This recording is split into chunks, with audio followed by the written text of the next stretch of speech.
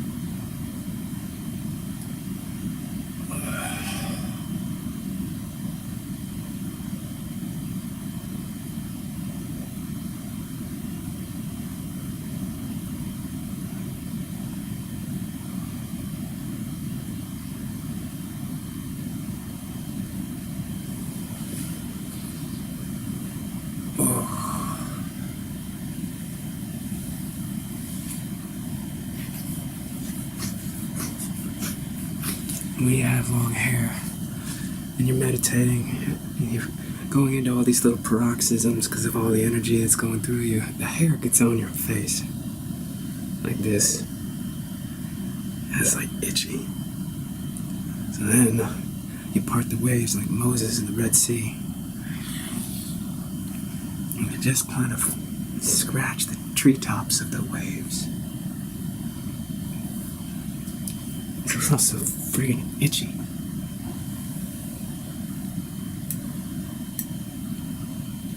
But the problem is, your fingertips get so greasy.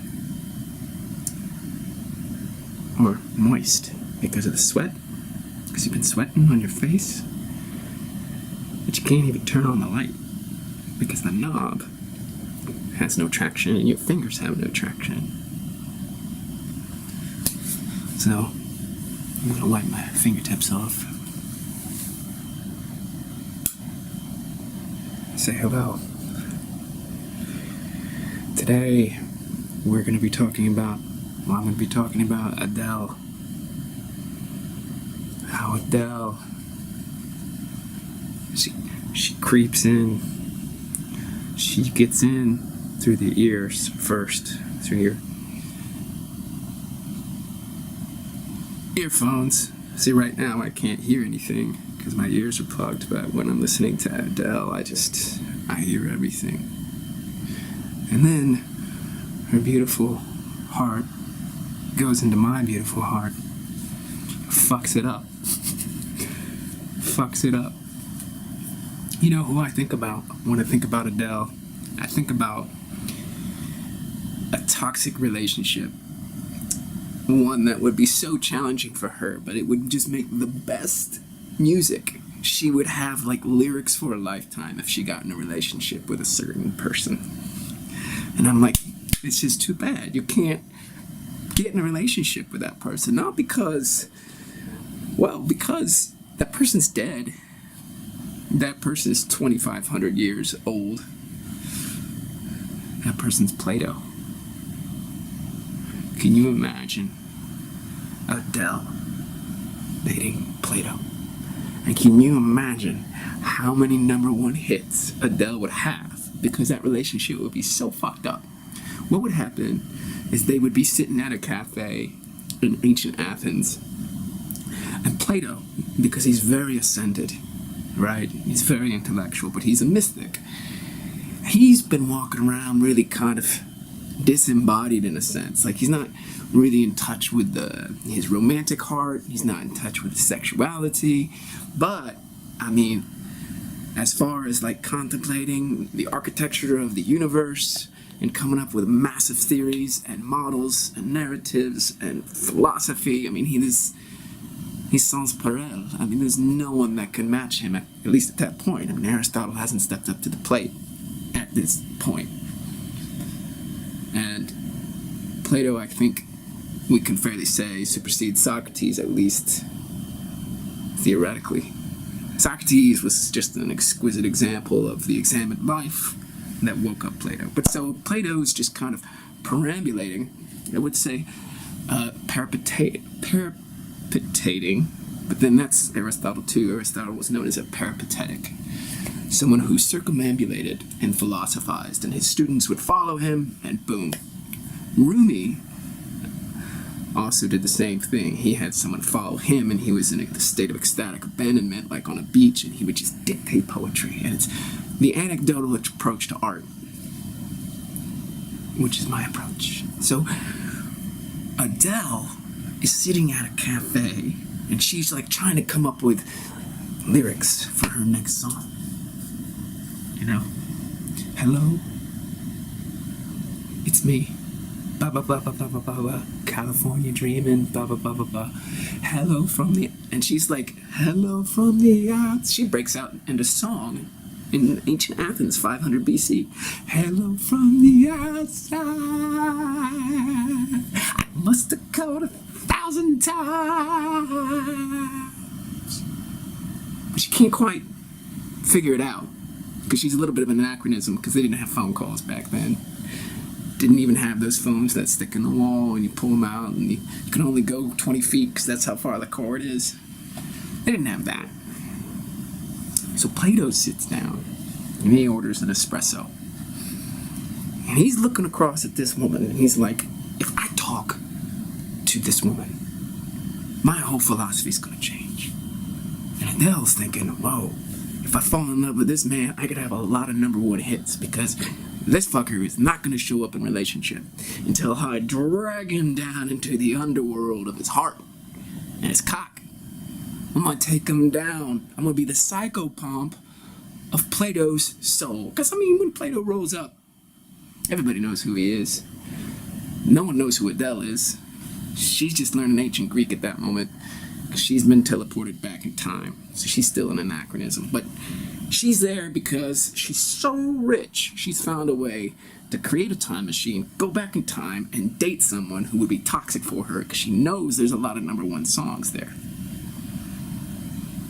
I figured this out when I was riding my bike on Randall's Island. I live in the Bronx. Randall's Island is really close. And you can perambulate around the island on a bike in probably 20 minutes. It's hard to say, because when I'm on my bike listening to Adele or Metallica, I just don't know what time it is. So I was going past the dock that jutted out into the Harlem River. And even though it didn't appear this specific way that I'm about to describe, my imagination has colonized the moment retrospectively, and now it's a new dock. There are these gray pieces of planks of wood. They're going horizontally, and you can see the rusty nails in them, and they're gray because they've aged, and then they've got these big poles that stick up to the side, and that's, you know, the boats come and go and dock at the end of this pier, so to speak. And what I saw in that moment as I drove by, that I saw myself, and I had envisioned a kind of Adelean moment. Oh my God, is that not a beautiful word? Adelean. It's like alien, but Adele. Adelean. In that Adelean moment, I felt my heart fly from my chest like a bird, like a dove or a pigeon, whatever you like. And it was actually flying and flapping like this. It was flying off toward my beloved who was leaving me on that boat. This is a hypothetical beloved. I just like to imagine things.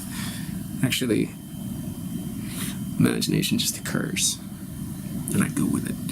And so I was like, and then I crashed to my knees and I held my heart, but I held where my heart was, because my heart was no longer there. It was flapping away, trying to catch up with my beloved on this steamboat who was traversing the Atlantic through the Harlem River, going to the tip of Manhattan and then see ya. And that was my Adele moment, my Adelean moment.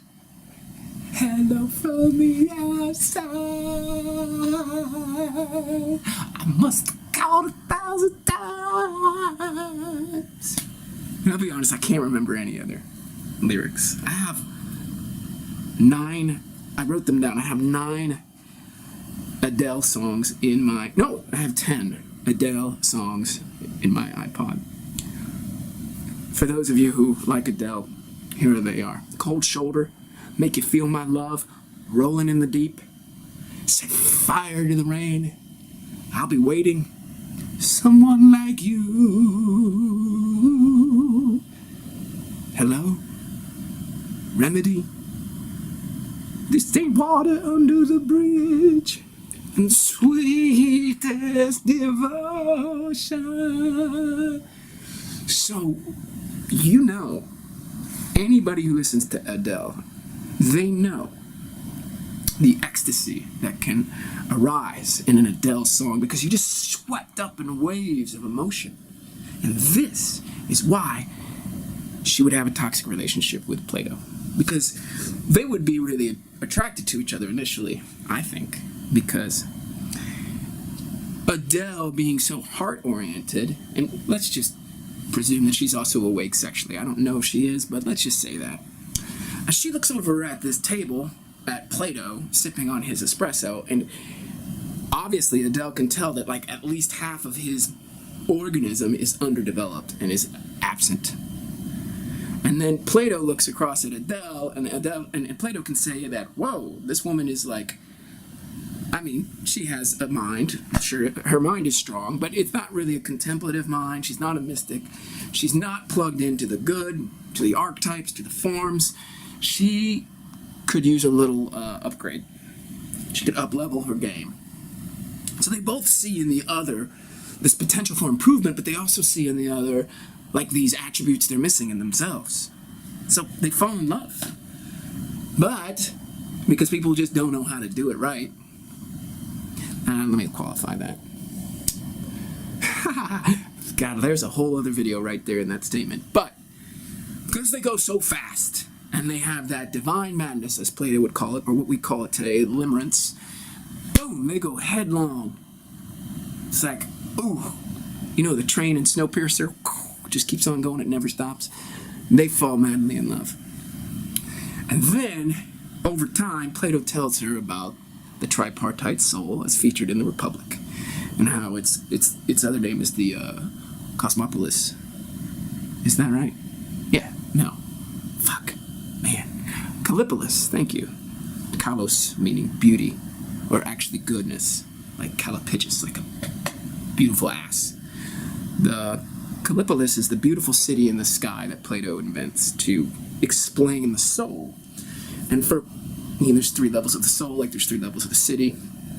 There's the appetitive, the spirited, and the philosophical.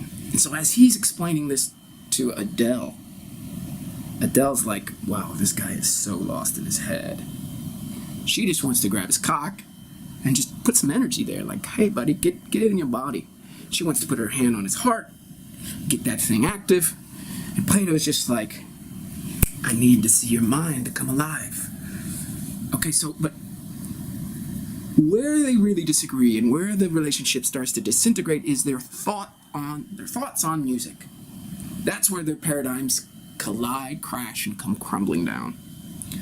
Because for Plato, what he wants is music that rouses the spirited element of a person.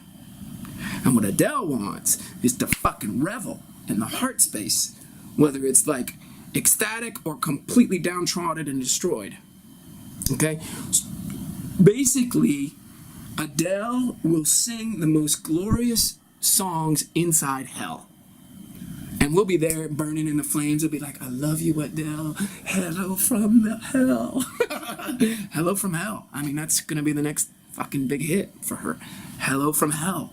And we're all going to be there burning in the flames because we love it. Because, you know, the heart, God, man, when the heart is just like totally invested in romantic sexual love, it just, boom, your whole existence can be accounted for in that moment.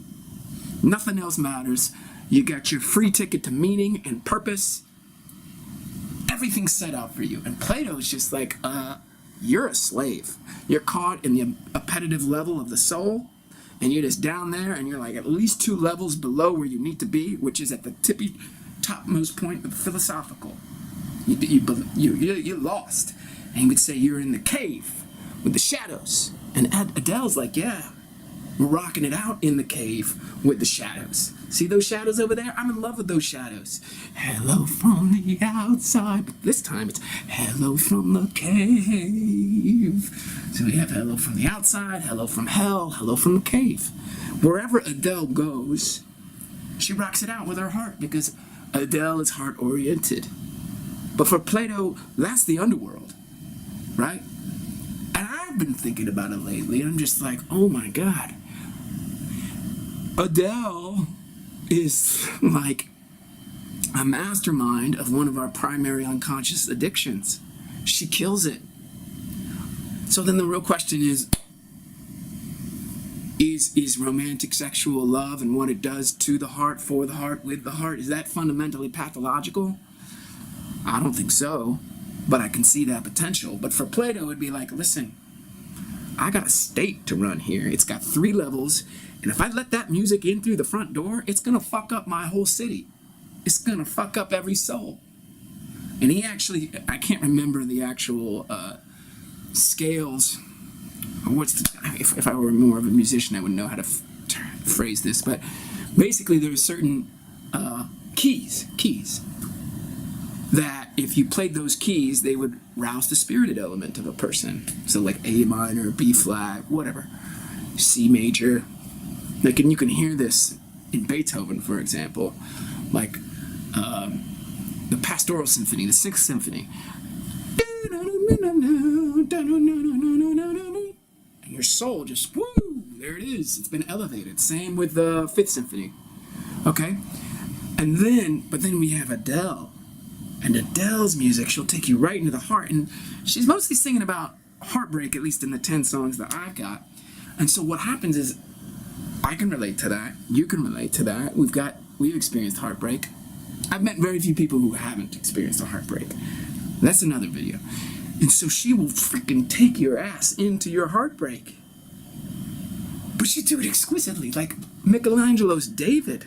That's how good she is. I mean, there was a skit on Saturday Night Live where there was a family having like Thanksgiving dinner, and Adele started coming on, and they all rose and sang the song together. That's how powerful she is.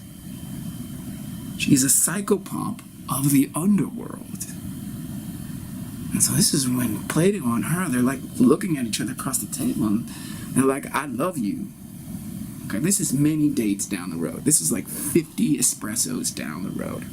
And they're very jacked up by this point, and it's been a long time. And Plato is like Aristotle's starting to rise in the ranks, and Plato's like, oh shit, that's my successor. Oh shit. And then Aristotle and Plato are starting to go at it. Right? Because Plato's got his vision and his ideals way up here in the celestial dimension of existence, and Aristotle, he's just looking at causality as it's incarnated teleologically, moment to moment, with final cause, formal cause. All this 4 layers of causality is inside of each and every object, whatever. Well, not every object. I think he's really talking about organisms at that point, but he's talking about the unmoved mover, blah, blah, blah. And so Plato has got this kind of underground issue inside of him. He's not quite able to come to terms with his own envy and antipathy toward his primary student, his protege, his successor. So what does he do? He takes it out on Adele. He says to her, you know, I mean, he says it in ancient Greek, and I'm paraphrasing, but he essentially says, you're a really wonderful person, but we have no place for you in our city. So he kicks his girlfriend out of his ideal city, the Callipolis, the city in the sky. And she's breaking down because she just learned ancient Greek so she could be with this guy. I have a friend whose mother is El Salvadorian and father is Italian. And when they got together, they could hardly even communicate. They could just kind of dance. And the Italian guy was really kind of romantic. And they formed a relationship. This is a true story. And eventually both of them learned English and, you know, got married and had my dear friend. Well, Adele and Plato, they had to learn each other's language. Plato had to learn a language that wasn't even on the horizon yet, English. And Adele had to learn ancient Greek. So Adele is sobbing, you know, boom. And Plato's there just being a kind of abstracted dick. He's so caught up in his principles he can't even care. He just kicked his beloved out of the city. She's probably going to have to kind of like time warp back into the future, just as in when you saw Avengers Infinity War and what's his name sent the Hulk back through space. I can't stand it when names aren't ready. Can't wait for those nanotechnological upgrades in the future where I can like call up a Marvel dude from Thor. And I concluded my story. It's the black guy who holds the Heimdall. I think that's his name, Heimdall. Played by Idris Elba with amazing eyes and the Rastafarian dreadlocks. He sends Hulk back out of Thanos' ship when Thanos is essentially killing Thor. So that's what's going to happen to Adele. She's going to get shot back to the future, our time, and she's going to sing these incredible songs. And she's going to have this challenge. She's like, how do I actually create songs that represent what I learned from Plato, which are there are these key signatures that rouse the human spirit and make them feel great. And I'm going to combine that with all my songs of heartbreak. How am I going to have this cocoon of ecstasy inside hell? Because that's Adele's challenge, right? I think Adele's probably a very good person. You can tell she's got an amazing heart. I don't know if she's really thought about what happens to a culture, in this case a planet, where everybody is just wallowing in their broken heart all the time, because I don't know about you, but what I found in myself, if I'm like wallowing in a broken heart, then that feeling kind of colonizes every aspect of reality and keeps me in a state of subjugation. I remember before I started meditating, and this was 2001.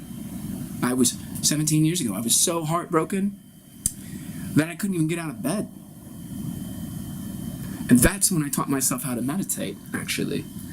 Because I was in so much pain. I was the pain inside of pain. Like if pain had a basement, had a basement, had a basement, had a basement, had a basement, had a basement, I was 10 basements below that level of pain. That's how much pain I was in. I wasn't even believing in God, but I was praying to God. That was how much pain I was in. And I had this mystical experience, which really blew my soul wide open, which is after I just said help, help, help, help, help, help, help, help, help, over and over and over again, I shot up through all this strata of subterranean layers of dirt. You know what they do? They look at these different layers and say, oh, that's from the Jurassic, that's from the Cretaceous, that's what geologists do. That's what I was going up through. And then when I got to the very top of the surface of the earth, boom, I was on my bed again, and there was a golden dome of luminosity protecting me and nourishing me. That's the true story. Why am I talking about this? Because of meditation. I was in so much pain at that time that I taught myself how to meditate. And what I would say now is that this kind of meditation is, in some respects, I would say the reconciliation of Plato and Adele, right? This is how I can hold both of them at that cafe. Because that relationship of Plato and Adele, I mean, that's really, let's be real, that's inside me. That's me, diffracted into two personas. The ascended, contemplative, philosophical, ultra-masculine, and the feminine, ultra-feminine, very heart-oriented, and let's just say she's sexually awake and aware and present. And then boom, hello from the inside, right? Because we're trying to essentially establish a Callipolis within this beautiful city, the city of the good within, which is what Plato wanted to do in the Republic. But he would kick your ass out if you sang the wrong music, if you were the wrong kind of poet. Your poetry, your music, had to advance the interests of the state. It's fundamentally a totalitarian paradigm, totalitarian regime for the sake of the good. I mean, that's fucked up. But then you have Adele, who basically is a mastermind of the broken heart. She'll take you straight to hell. She'll be your psychopomp, which is your guide through hell, and you'll love it because you just will fucking come alive with her music. But what's it doing for you? It's subjugating you in some way. It's subjugating you. Because all you can do is just wallow in your broken heart. Now, Adele is brilliant because she makes millions of dollars at that, and that's what she does. But would we love an Adele song that wasn't about heartbreak? I don't know. Maybe. I can't remember all the lyrics for those 10 songs, but it's like when you can pour so much emotion into a song about heartbreak, right? It rouses us, the spirited part. But Plato comes in, he's like, that's the wrong spirited part. That's the part that gets you into hell. Why? Because you wallow in your self-indulgent broken heart. So there I am, on the pier, overlooking the Harlem River, thinking, watching, seeing my love, seeing my heart flutter out of me like a dove, going across the Atlantic. Now I don't even have a heart anymore. It's gone. Just a vacant lot in my chest. And I'm like, bring that shit back here. Come here. Come here. And there's this kind of ethereal leash that I got tied to that dove. This cord. This subtle astral cord. I'm like pulling my heart back in, pulling it in, pulling it in, putting it back in my chest. I've just reconciled Plato and Adele. As I realized that all that drama of the heart evacuating my chest and crossing the ocean, all that drama, I can just pull that back in. Feel that resonance. Feel that intensity. It's all me. It's all me. All this intensity. It's all me. I don't have to go into all that hell, all that heartbreak. It's all me. All this intensity.